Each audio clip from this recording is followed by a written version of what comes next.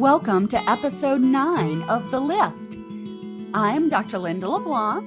And I'm Dr. Tyra Sellers.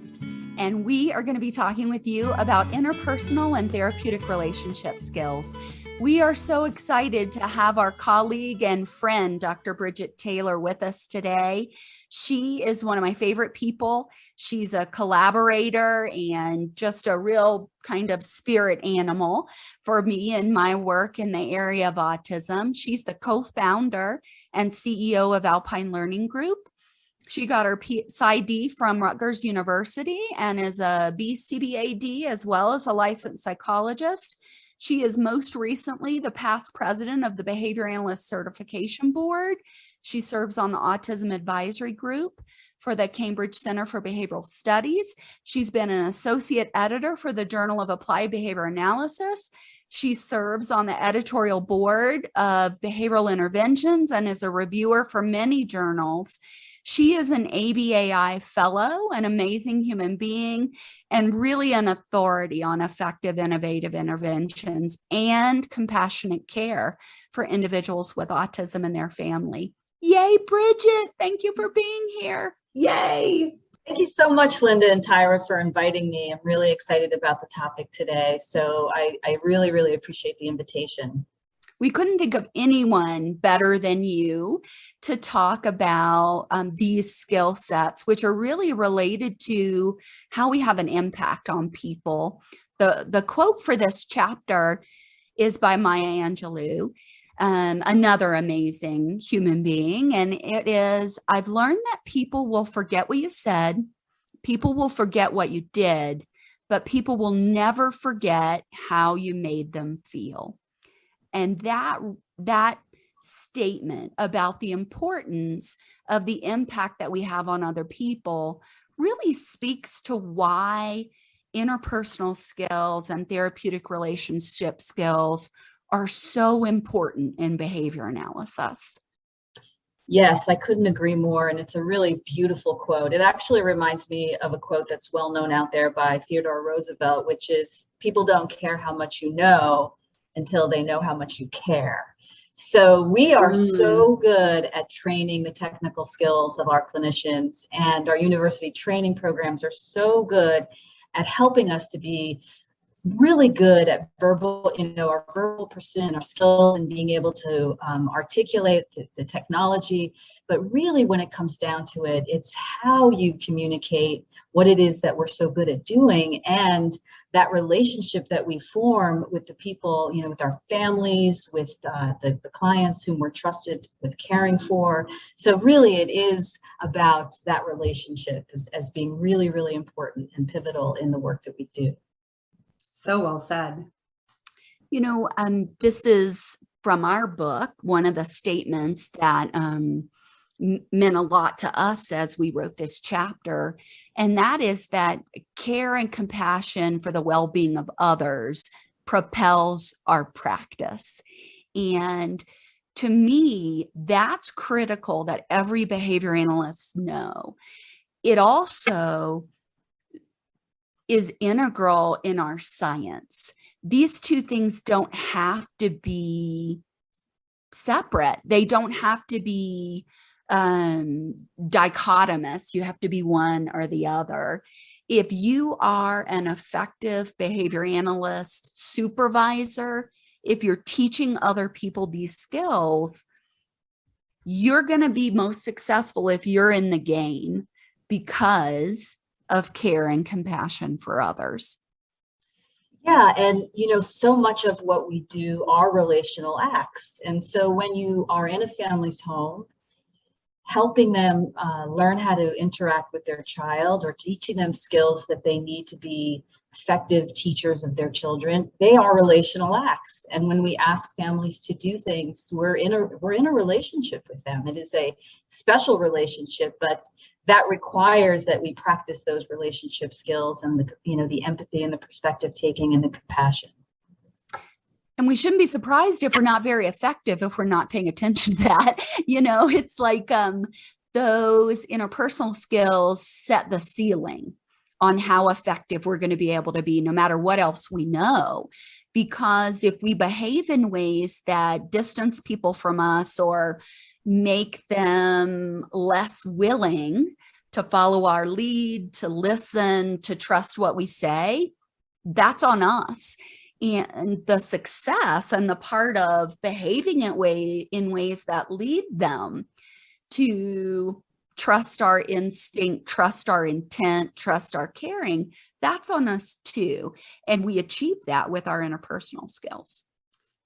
Yeah, yes. And that it makes me sort of think about, this idea that compassion is, they're multifaceted, right? But primarily focusing on sort of identifying that someone else is experiencing something, connecting with that experience, and wanting to do something to support, change, alleviate, what have you. And at the same time, I think about how most of what we ask folks to do is more effortful than what they have been doing, maybe, at least in the short run, or in the short term. And it might not feel great, or it might at least feel awkward. And so if you aren't coming from a place of compassion and being very clear about that, I don't know how we expect folks to engage in trusting relationships where they then will do those more effortful or more awkward things if they are not aware that those recommendations are coming from that place of compassion in the service of improving their lives, the lives of other individuals.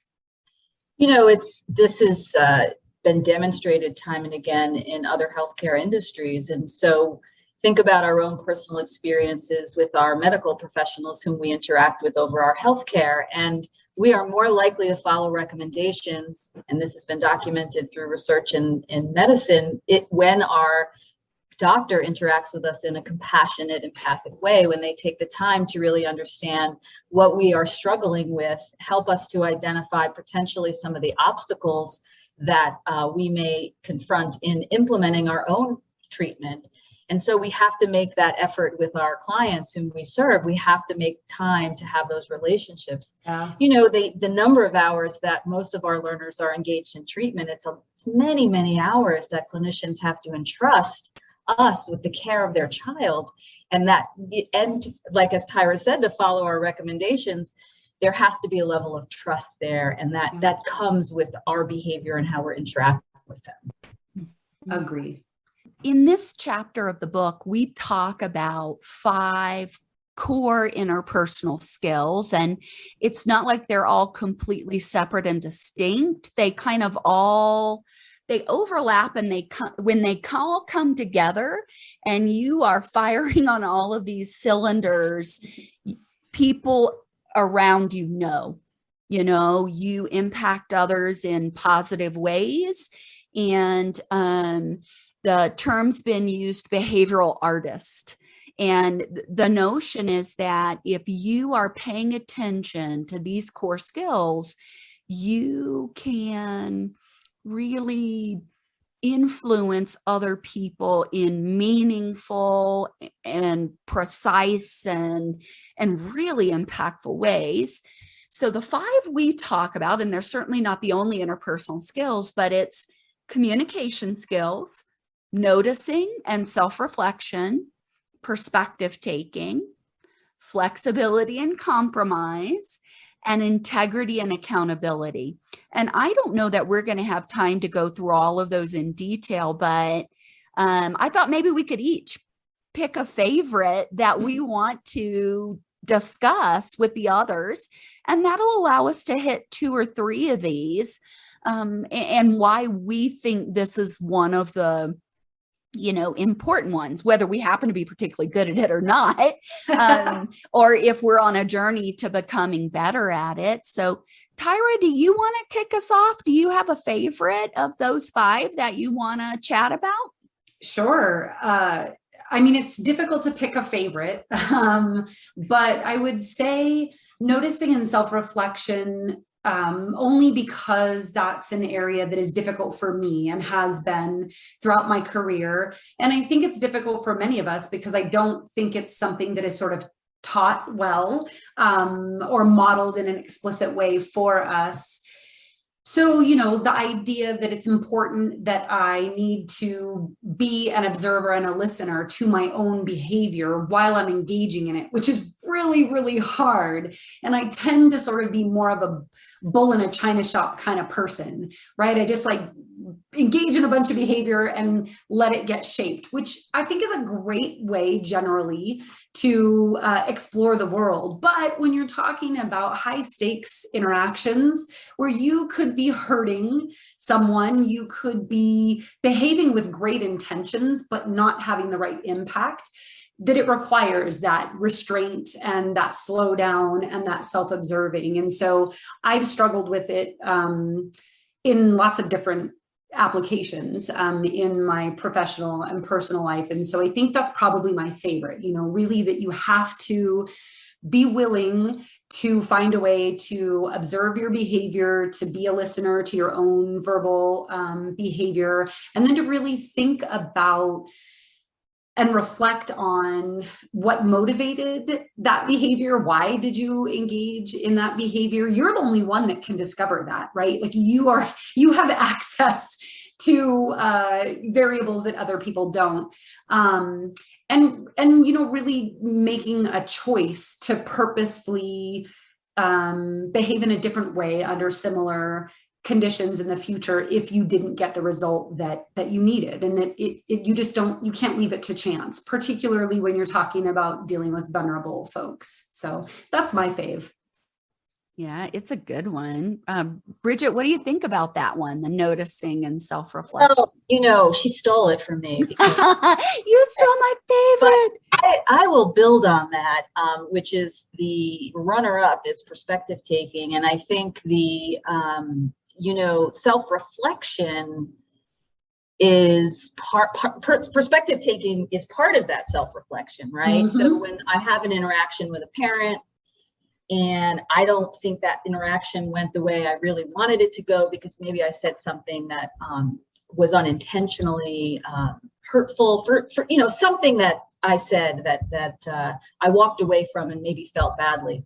That happens, my self-reflection of the conversation, having an understanding of what it's like for the family to have received that communication requires perspective taking. And so we know that perspective taking is, the old saying is walking in someone else's shoes. But the truth is I'll never be able to fully be in those shoes. And so I have to always draw on my own personal experience of distress and loss. For example, if I'm working with a family of a newly diagnosed child, to inform me about what that experience might be like for that parent. And so in self-reflection in the moment is so hard, right? Moment by moment. I'm the same way, which is it's always after the fact that I go, I think my tone and I could have, and I, and so. And I will next time, even better. And it's a learning experience. And that's when that self-compassion comes in, which is to be easy on ourselves and to say, we have tomorrow. I can, I tell my staff, there's plenty of times where I've picked up a phone and called a parent back and said, hey, I want to revisit this conversation and apologize for something that I said, or let me check in with you on how you assess the conversation. And that only comes with self-reflection, which, and perspective taking becomes part of that. Yeah, I love that. I love that too. And then you took mine, and that's a really good one. So let me say this, like I am becoming ever more convinced that the better we are at noticing how we're behaving, how we're thinking about how we're behaving, the effect we're having on someone else, all simultaneously, that's some next level stuff. And much less when you're just learning the words to say and the things to try and what have you.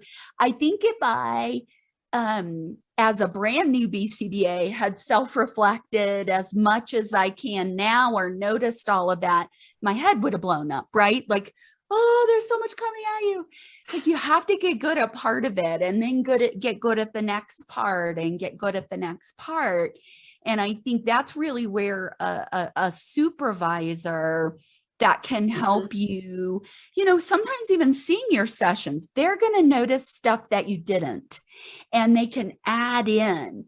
Maybe they'll notice things about your behavior. Maybe they'll notice things about how, let's say, that family or the staff person was responding to what you did. And they can really describe that, I saw this and then this happened, and kind of even prompt that perspective taking of, why do you think that might have happened, or what have you? I think one of the ones that I really like is flexibility and compromise.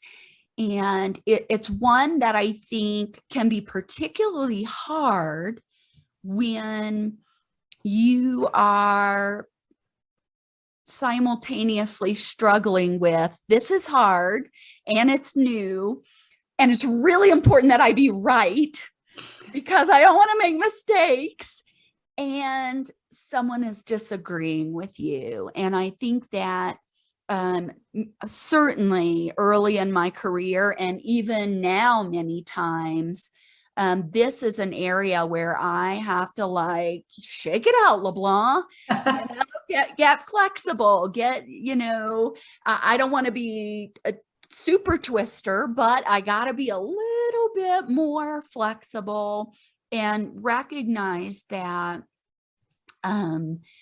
it's not, anytime you start thinking about one of us has to be right or win, everybody has lost. Yeah.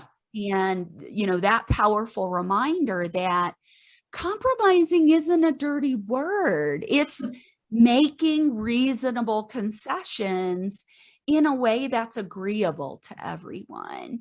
And I think it takes us a while, and sometimes even a few times where we maybe didn't compromise when we should have, and seeing the effects that, you can decide I don't need to compromise, but you can only decide that so many times, and then you're out of the game. You're not part of the decision making anymore.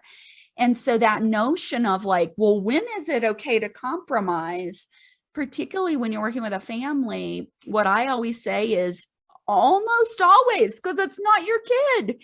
You are discretionary, you are extra, and you have to protect your opportunity to have influence and give support. You are not the boss of other people's lives. You're barely the boss of your own. And that speaks to the communication skills, right? So when I am working with staff and helping them learn how to compromise, it's all about how they engage in that conversation with the parent. And I can give you an example of a family early in COVID who was really struggling with the idea that their child would wear a mask, and we had mask mandates at the school. And, staff were really digging their heels in, and, they were ready for, a fight when it came down to having the conversation with the parent. And I took the lead in the conversation and modeled for them that, you have to listen to what the concerns are.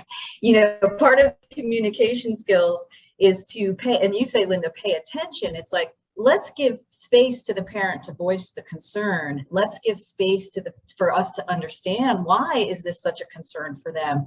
And you're not going to meet in the middle until they have an opportunity to fully express all of the reasons of concern, and allow us to just hear them out. And so much of that being able to compromise really comes down to those vital communication skills, the active listening, being able to paraphrase back. So I hear what you're saying is you're really concerned that a mask will stifle his breathing, and you're concerned about his asthma.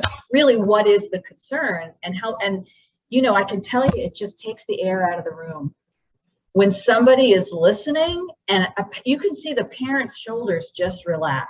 Because they came ready for a fight too, didn't they? Ready for a fight too, and they want to powwow with us, and it's just and then everything's just a little bit easier, a little bit easier. We may not get 100% of what we want, and we made a real nice compromise where it was 30 seconds of practice, and then slowly build over time and monitor with the nurse. And She wanted a couple of other programs to be taught instead. We compromised on that. So, it had to be, but that doesn't come by just saying, okay, we're going to compromise. It's like, let's hear your concerns. Let's hear what this is about. And getting down to really helping the family to feel heard and listened to. And what I love about that example and sort of just generally that idea, Bridget, is that what you're teaching your staff is to listen so that they learn, not to listen so that they can prepare their response or their rebuttal or their argument, right? You're listening to learn, how do we meet a common goal, not how do I convince you to take my position. And that's a powerful thing to learn how to do, to just listen without judgment and be open to learning something about that other person and their perspective. Even if it doesn't change your mind, that's not the point, right? That's right. And never in history have all of us had to become better listeners when we're dealing with vaccination, people who don't want to be vaccinated, and you're running companies or people, and so it's been really hard to compromise on some of these issues, right? And that listening becomes really vital to keeping those relationships really solid. Yeah. Well, and the way that you compromised, it's not like you compromised with like, well, then nobody wear a mask. It'll be great. You compromise with, well, you know what we do is teach. And you're saying this is going to be hard for him and that you're concerned about asthma and how uncomfortable he will be. So let's start working on teaching and let's monitoring it. So you didn't compromise outside of the realm of something reasonable, behavioral, potentially effective, or that we're going to take some data and see how it goes. And so I think, that's where when I say it can be okay to compromise almost all of the time, I'm not saying you have to say, well, let's not do behavior analysis. We're going to do Reiki. Like, that's not the compromise we're looking for. But there is so much room to be flexible, to listen, and to address that within the framework of compassionate behavior analysis. It seems to me, as you were saying that, Linda, and reflecting on Bridget's example, the idea almost is the compromise is less on the ultimate goal because, both parties in your example, Bridget, the goal was to, keep this individual safe and healthy and happy. The compromise sort of comes in the process or how you go about meeting that goal. And that often we can compromise in our processes in a way that honors things that feel good, that maybe feel more dignified, that maybe feel kinder or gentler. And I really love that idea. So yeah, it's not like we're compromising because I'm going to give up my ultimate goal. No, I hear your concerns and I want to make sure that all of our concerns are met to the best of our ability. Yeah. Well, interpersonal relationships matter, whether it is your coworker, your supervisor, your supervisee, you're someone in another discipline. It all matters. And that notion of, I will be able to accomplish more for myself and the people I serve if I use my skills to better communicate with, engage with, understand, and collaborate with other people, regardless of who they are. But that idea of uniquely collaborating with families in the context of the care we provide is something that's close to my heart.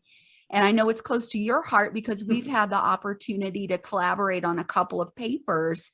And when we were collaborating on this, every meeting, Tyra, you should have been there. And like, it just was this conversation about, and this, and this, and this, and so many ideas, so much understanding of the importance, but also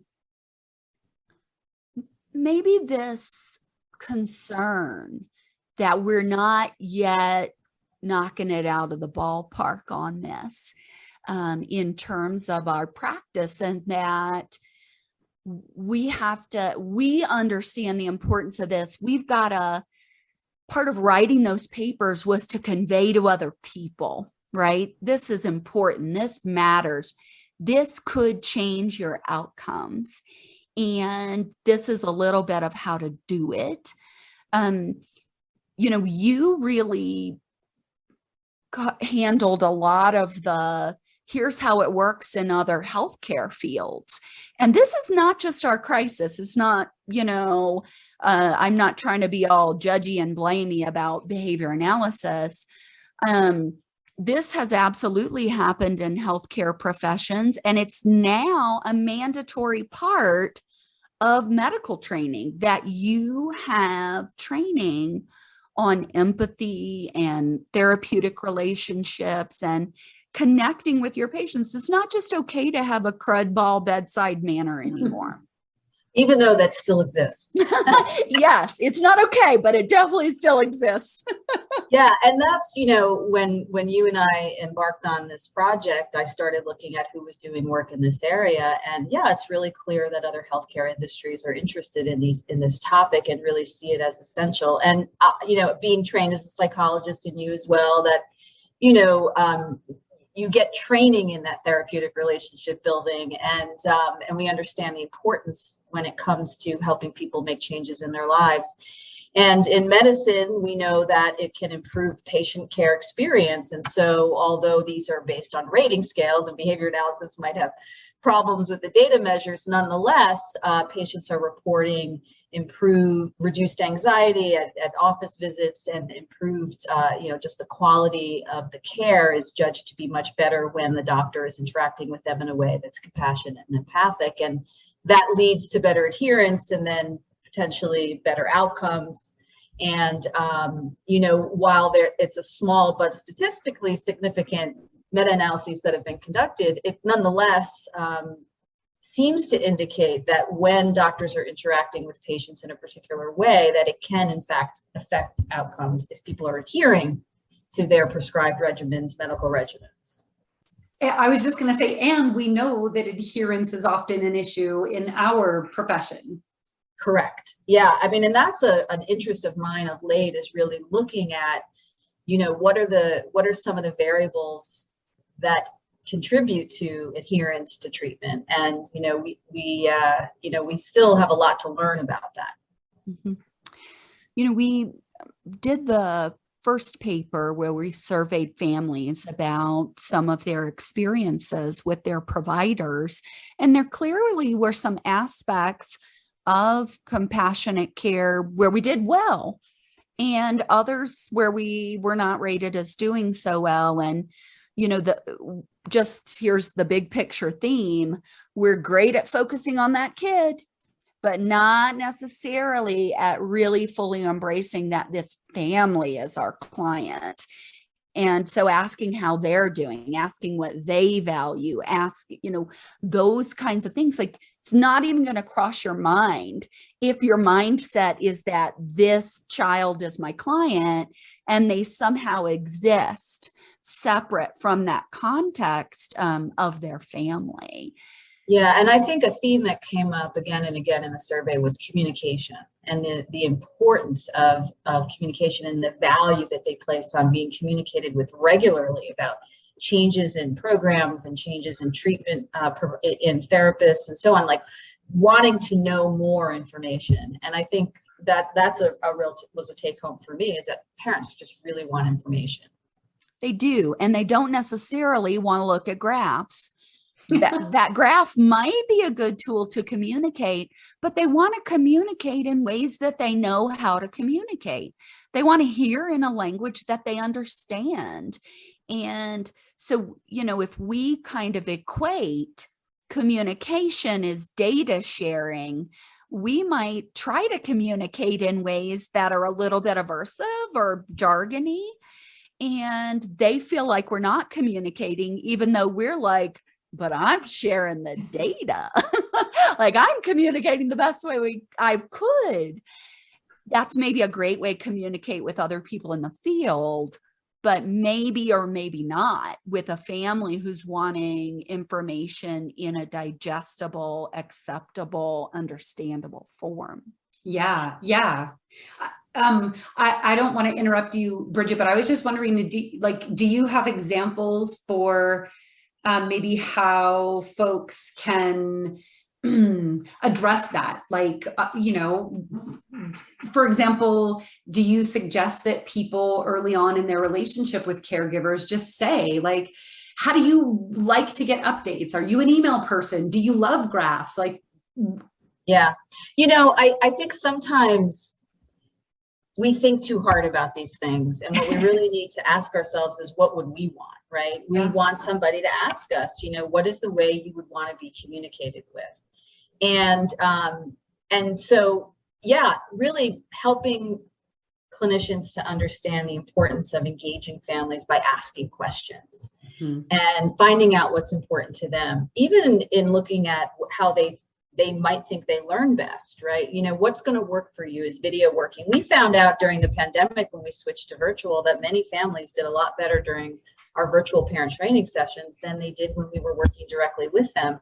And that was a really interesting phenomenon. It was purely anecdotal. I don't have any data to support it, but parents were reporting, appreciating our training. And I think because it was so much more focused, right? We were there on the computer with them. But I think you're absolutely right, Tyra, which is asking families, what kinds of communication is important to them. When, unfortunately, we're in this industry now where everybody's, really concerned about time management because of the billable hour.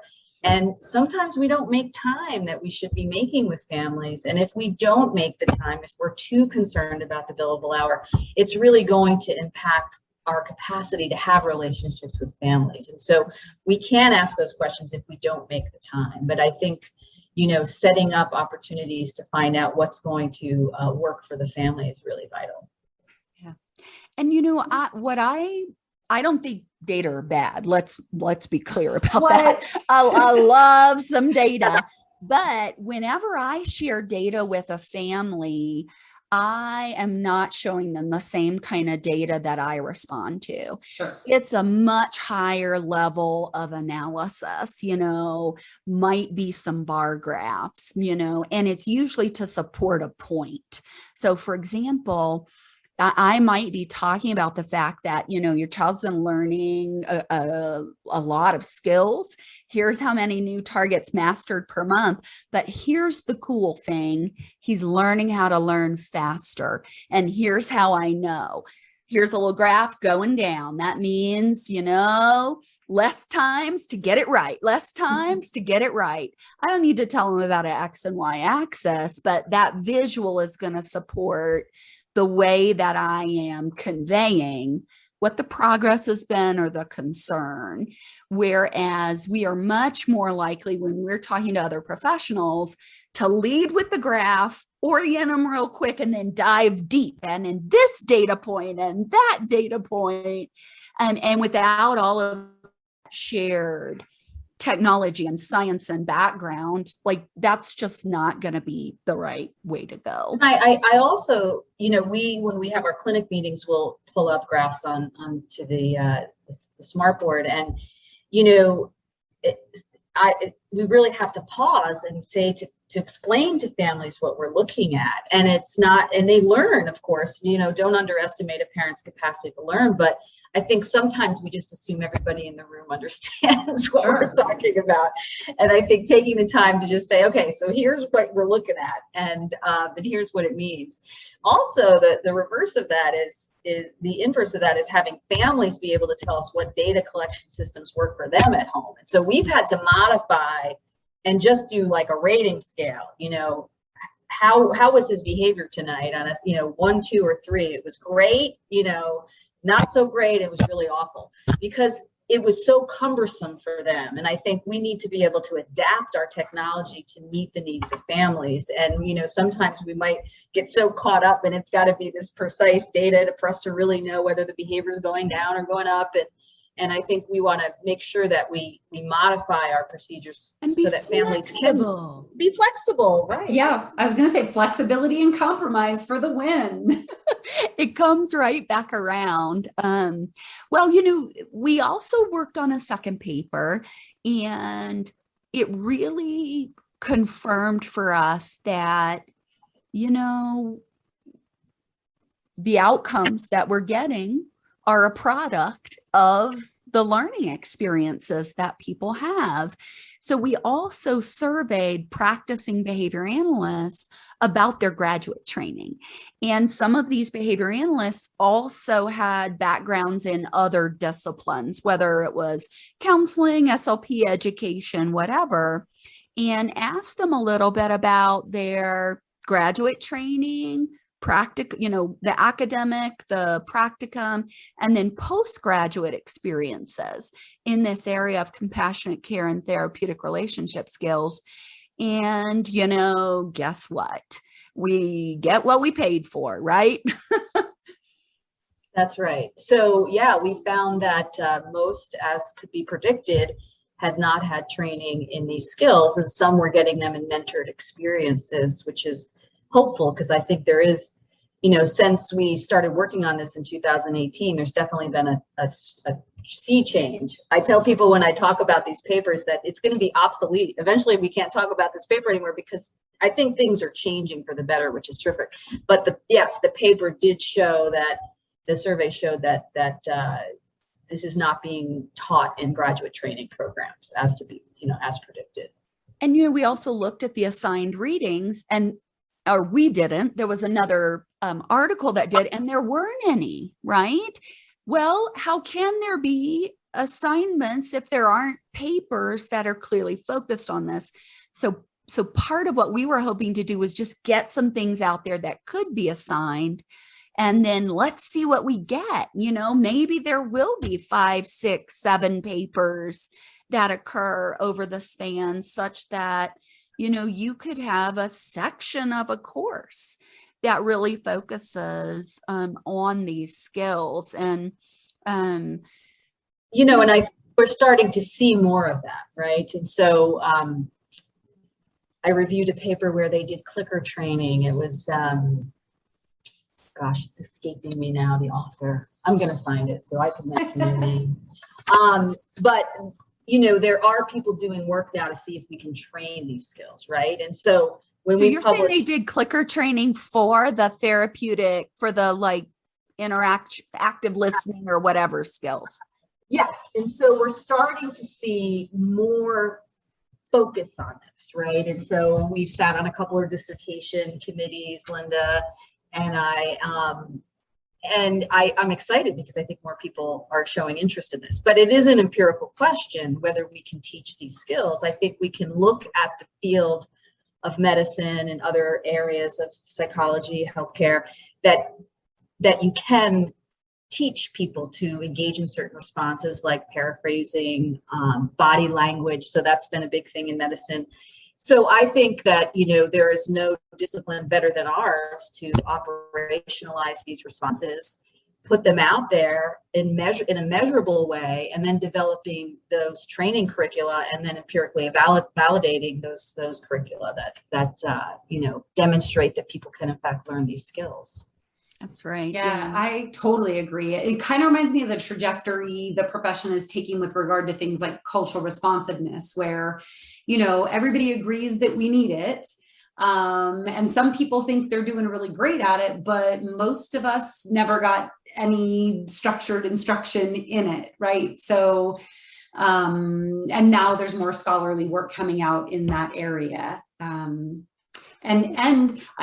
people who are doing clicker it's one of Evelyn Gould's students, and she is a co-author. That I remember. So it was a demonstration of using clicker training to shape up some therapeutic relationship skills in the context of role play with people who were role-playing interactions. So people are starting to do work in this area. And I actually love that, because the clicker is a minimal disruptor to the kind of flow of the interaction that's going on.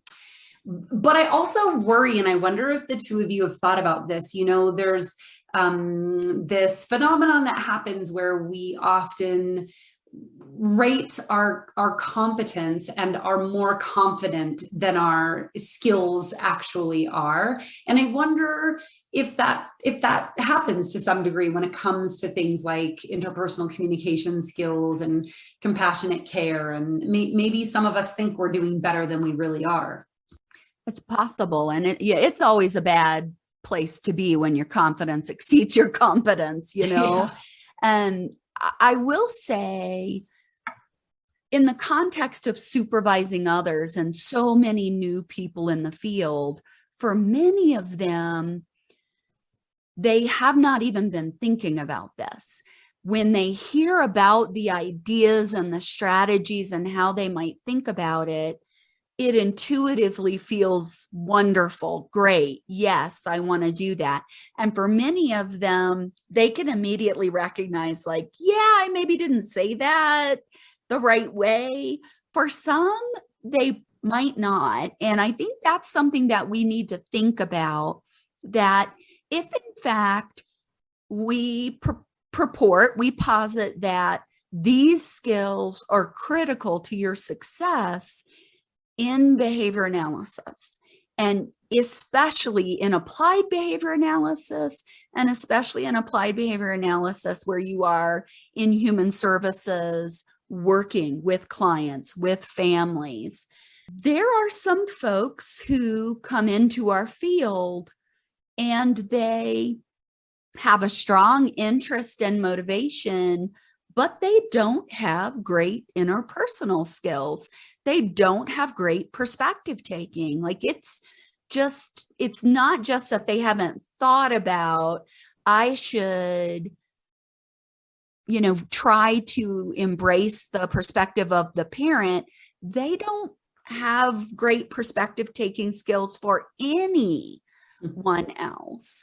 And for me, like, it can be hard to move the needle on that. This isn't, it's one thing to build upon pretty decent interpersonal skills, but to really hone them and refine them in the context of a therapeutic relationship. But I want to hear from you guys too about this, should we be selecting for interpersonal effectiveness and interests in having relationships with people as part of our recruiting? Because I do think for a lot of our programs, they want to recruit scientists. It's just that many of those people then become practitioners, and that this notion of really having compassionate relationships with family might not have been part of the game plan for them. Yeah, I think it's really important that providers look for those skills if they're able to identify them on interview. I did a couple of interviews today, actually, for staff for our school program. And I was struck by the variety in that level of engagement, so a person, we're in masks doing interviews, so it's awkward to begin with. So you can't read facial expressions very well.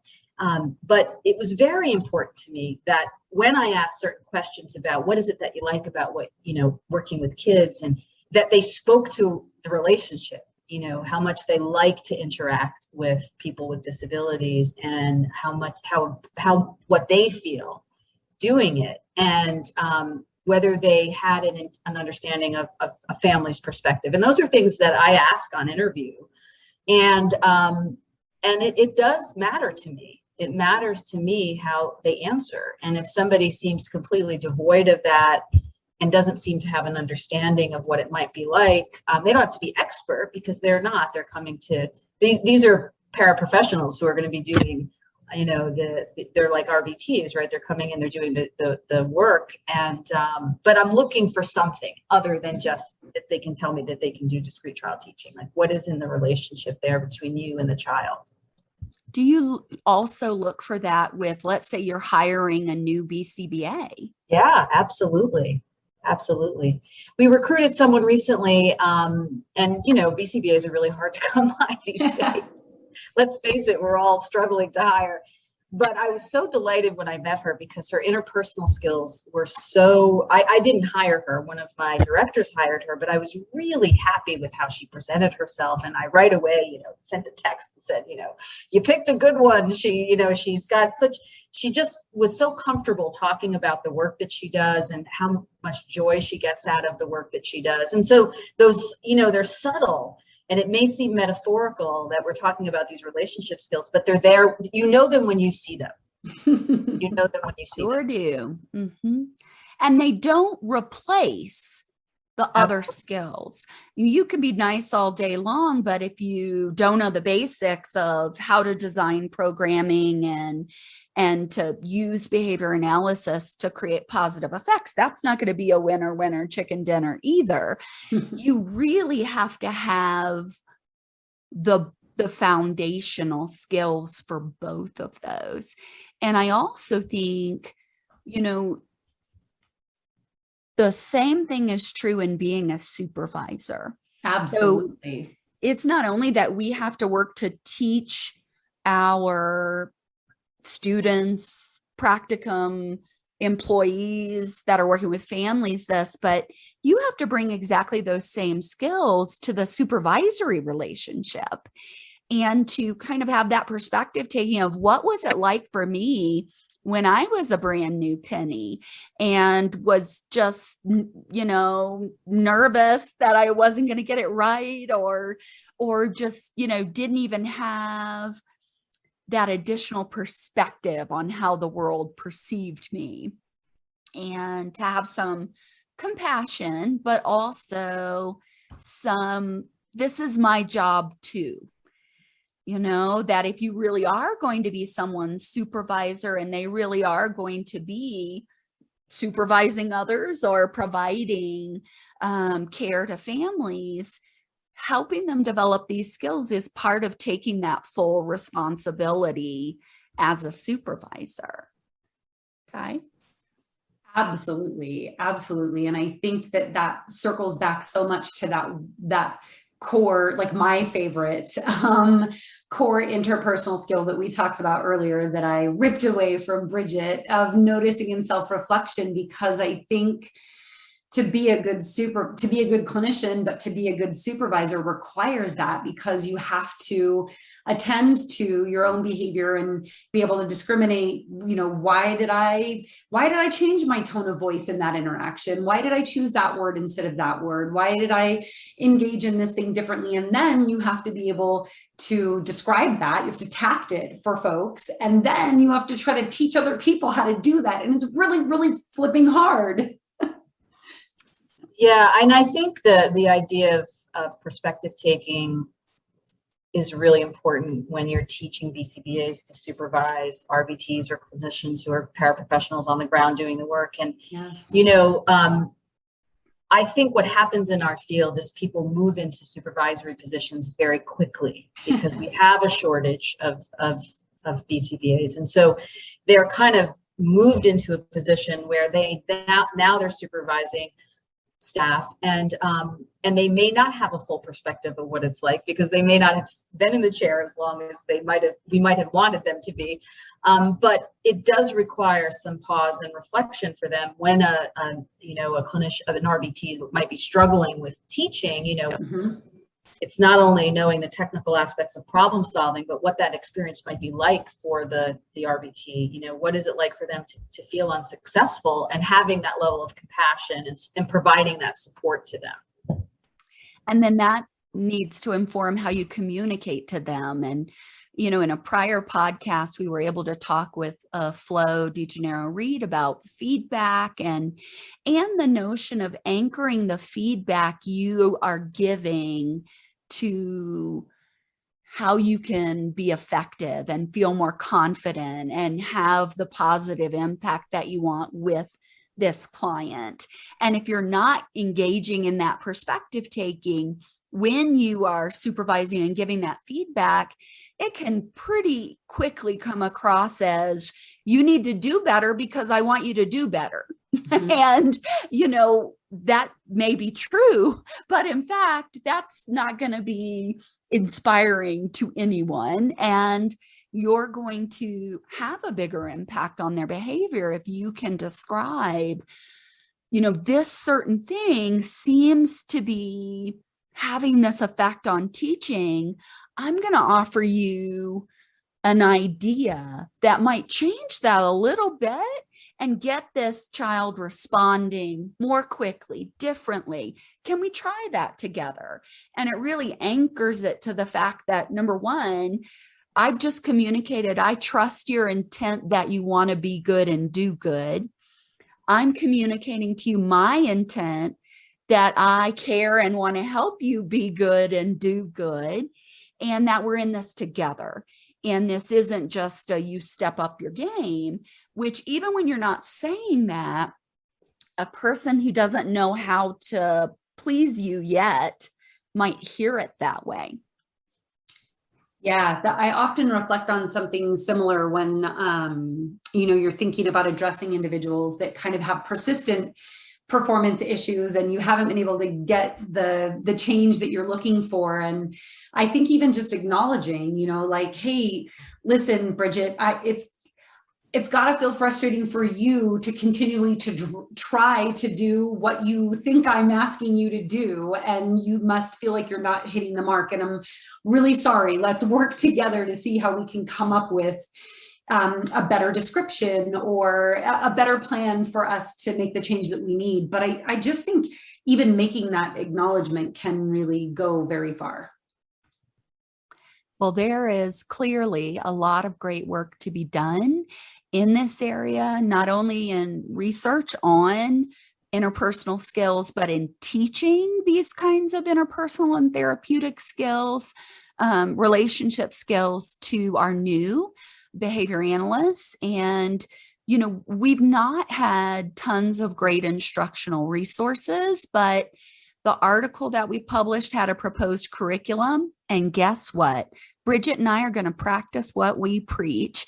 And so coming down the road from ABA Technologies, we're going to be creating some instructional CEUs so that any behavior analyst who wants to learn more of these skills, the best thing is to have a master as your boss. So go work at Alpine. But if you don't happen to, okay, I quit. I'm going to go work there right now. That's right. But if you don't happen to have Bridget Taylor in your back pocket, you could at least have her on your screen along with me, kind of talking through each of these skills and presenting examples and non-examples and activities to kind of let people be able to access a curriculum for these kinds of skills. So I know that's going to be fun, and I can't wait for us to have that out. And, it's really a passion project for us.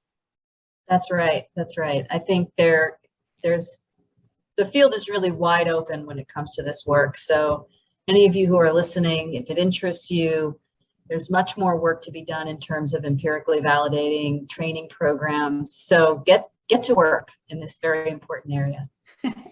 Well, thanks everybody for joining us on this episode of The Lift. Tyra mentioned all of this stuff is hard, and that's part of why we call this podcast The Lift.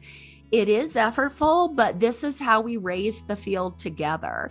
And so focusing on these kinds of important skills and also focusing on teaching new behavior analysts these skills, that's how we raise the game. We raise the level, and we kind of move towards the kind of impact we want behavior analysis to have on the field. So thank you, Bridget, for joining us.